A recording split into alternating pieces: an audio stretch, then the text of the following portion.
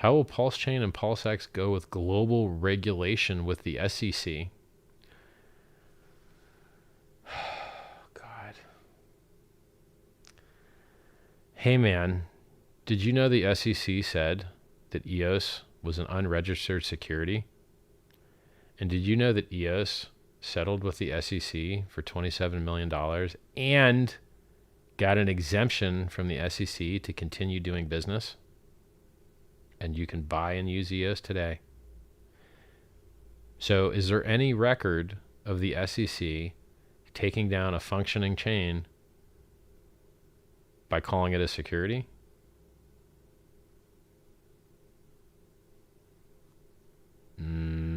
I mean, they even said Filecoin was a security, didn't they?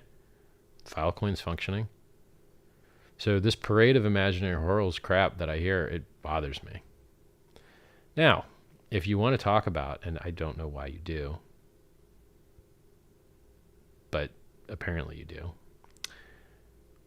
what is sufficiently decentralized? If what you have is sufficiently decentralized and people don't put money into a common pool with the expectation of profit solely from the work of others, and there is no essential managerial or entrepreneurial effort, you don't have a security. Oh, and then fun fact, because you seem like a hater, I like it when I hear people say things like SEC is going to lock people up. The SEC is not a criminal enforcement agency and cannot lock you up and does not have agents to kick in your door and lock you up. They are not the Department of Justice. The most they can do is file civil lawsuits and or refer things to the Department of Justice so that they can do their job. So that's a little bit of education for you.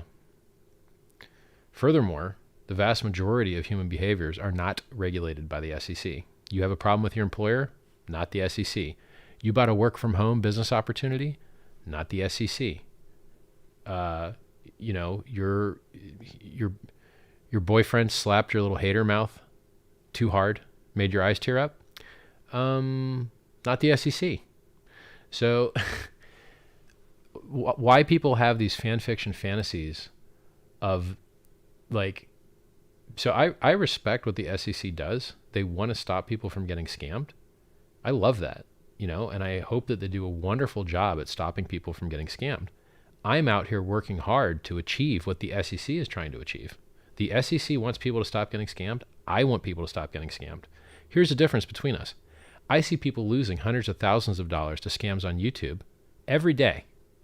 And I do everything I can to try and educate people to stop falling for that. I don't see the SEC doing that. So in that area, I am doing more to stop scams than the SEC is.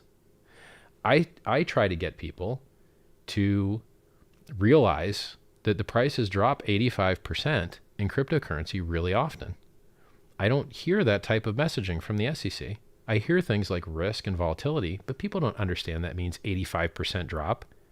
And so I'm more accurate in explaining the risk and the likelihood of incurring that risk than they are. And so, I respect what they're doing. I hope that they do a great job at it, but it looks like I'm doing more to stop scams than they are currently. And I hope that they can learn from some of the tactics I'm trying to use to help prevent people from getting scammed. You got to think about it.